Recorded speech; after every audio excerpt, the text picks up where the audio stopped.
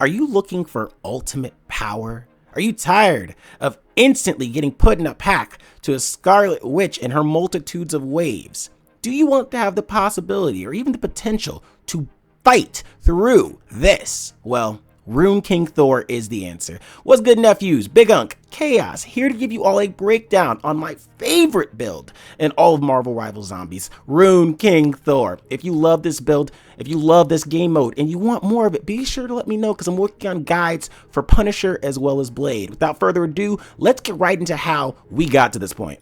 Now, before I get too deep into anything, I wanted to take a chance to show you my Thor build. This shouldn't be a surprise to anyone. You're either going to go all red or all blue. In my case, I have not completed Nightmare 4 with the Storm Surge build at all yet. And to be honest with you, I don't think it's possible. But Mjolnir Bash, however, is an amazing build. I think it's a lot of fun. And in case anyone doesn't know, by leveling each of these up, you get an additional secondary effect. Health boosts, duration of effects, attack speed boost, etc., etc. Now, the only ability that's going to really matter, unfortunately, is the Thunderclap Surge, your ultimate, because the other two really don't matter. You're going to be basically, in this build, focused all in on using his Awakening form, staying in as long as possible, and maximizing your damage while in it. Now, I would personally love to show you guys each and every single one of these cards for the characters, and I might do that in my general video, but let me break it down just a little bit by bit on how to explain how these work. Each of these bonuses, I don't think that they're multiplicative, I think they're additive. Could be a little bit wrong on that, but the important thing is to remember that there are certain things on here that I consider to be traps. So let me take a prime example here. Okay, Mjolnir Bash damage in both normal and Awakening rune state, right? This would normally cost you 5 points, right? That's 35% damage boost, right? So why do people bother getting this when it costs 10? That's kind of what I mean about traps. There are going to be certain things on here you're not going to want to bother with.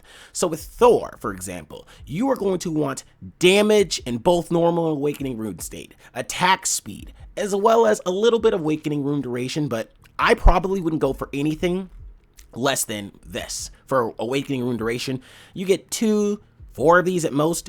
You won't need any more, because honestly, with the amount of time you're going to be able to stay in and out of the Awakening state using Rune Recycle and Endstorm, you're basically never going to end. Now, here's how the build's actually going to work. By using this specialty item here during Awakening Rune, Endstorm will allow you to hold the mouse button to continuously fire projectiles. It's a little bit similar to the way Thor sends out his shocks, but it's much faster. And as you slowly level up your character, you get more and more benefits for having more and more classes in the same more and more cards in the same class. Now, Rune Recycler is a very good one because it means by the time you end your Awakening state, you're actually picking it back up. A combination of these two, and I'd say 4 of these, is going to probably closer to 2 in the beginning, is going to be your base build. 2, this, and this. That's what you're going to want.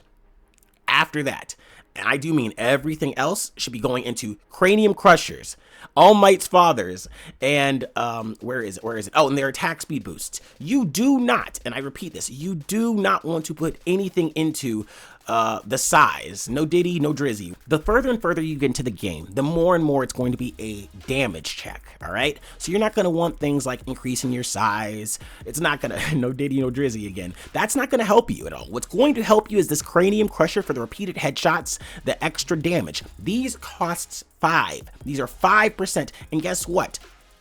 They are more beneficial to you in every instance than paying 10 for a power surge. I know it looks cute, but this is a distractor. You are better off recycling.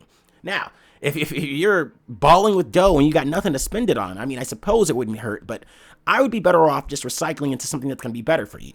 Now, the last thing I really want to go over is going to be team composition. I'm going to be honest with you guys. There are certain compositions that will not work too well because everyone has a job. I plan on going to this in a little bit of a deep dive video, so I won't go into it too deep, but essentially I want to break it down as this. Thor deals with elites, Punisher deals with elites, Magic and Jeff deal with ads, Blade is broken and deals with everything. So, if you are a Thor, you're going to be the elite killer on your team. I like having a combination of at least one elite killer, like one dedicated, focused elite killer, because those things get irritating. They take up so much physical presence and space. They're really fast and they hunt you down across the map. Having at least one is going to make that go a lot easier. I wanted to have a chance to hop in a game and show you guys exactly what I like to go through when it comes to picking his items. So this is going to just be me showing you live and living colors exactly which ones I prioritize. All right, won't lie to you, this isn't looking too great as far as our team, but why not? Let's go for it. All right, so we're gonna load in here, and the first thing I'm gonna be looking for is the damage. Like I said, you also like minus damage received and health. I forgot to mention that. Those are great. I would waste time getting that, especially if it's a 450 health, the 185 health, or the minus 5 damage received. Those are all really good. So again, I'm just going to be cycling through. I like the vampiric virality effect as well. That's useful. You don't really need it early on, if I'm being completely honest. It's just nice to have it later on. So I really do mean going all in on just those blues. I don't bother with the plus 16% damage because again, you're going to get a lot more of that from the like your actual skill line. Look, 5% right here, right? An actual 5% boost combined with like a 35%. You don't need the Mjolnir Bash Awakening size either. It's just a distraction. And I think that a lot of these, unfortunately, are. If you're focused all in on one build, I do think that you're going to be better off than splitting it. So I don't know why they do the whole 2 reds, 2 blues pattern, but you can't like cut between them. It just doesn't really make too much sense to me. But no, we're having a pretty good start here. I won't lie to you guys. I'm liking everything I see. And because I have got, you know, the Cranium Crusher here as well as this, I'm going to stay here so I can get this one next. Now, starting off, I'm at about 57 of my blues. I want to really get to that 120 to get that effect. I'll show you guys that here in a second, so don't worry at all. Just a little demonstration on how the build will look before you get it completely put together. So I've got the great setup, the great base. I just do not have enough Awakening Rune durations. But like I said before, I'm going to be in this mode basically all the time, so I really don't need it.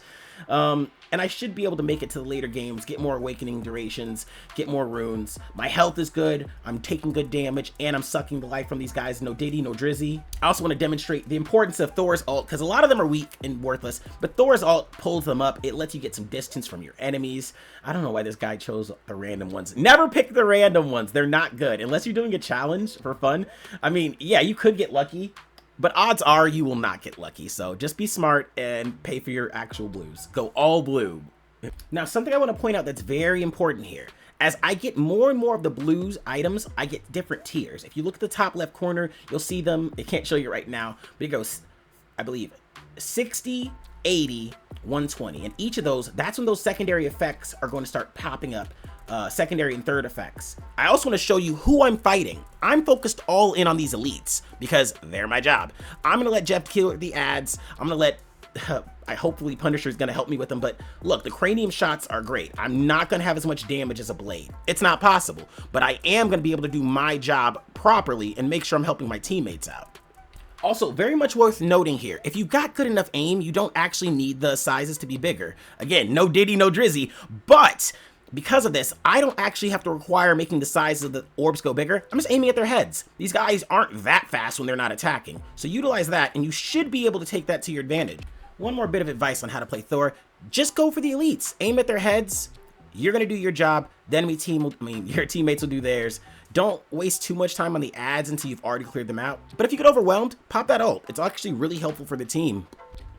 All right, that was a bit rough, but like a YN with locks, we finally made it past the ugly phase. So because of that, we're gonna be able to get our blues all the way up. And a little bit like I was saying before, the categories being 20, 60, and 120. As you can see right now, 1. But once it gets up to 120, I'm gonna get a lot more. I also recommend picking up any of the additional runes that give you more points over time. I know a lot of people are gonna say those aren't worth it. I think they're wrong. I don't care what stage you get them, as long as it's like, you know, before maybe the stage 10, just overall it's going to add a lot of value to you. So as you can see here, I'm going straight for the blues.